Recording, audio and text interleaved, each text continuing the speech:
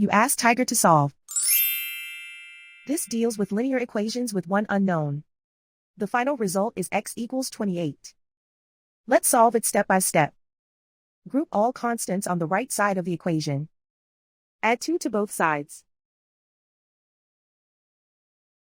Simplify the arithmetic.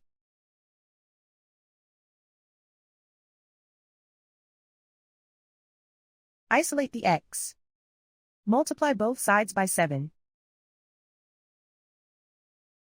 Group like terms. Multiply the coefficients. Simplify the fraction.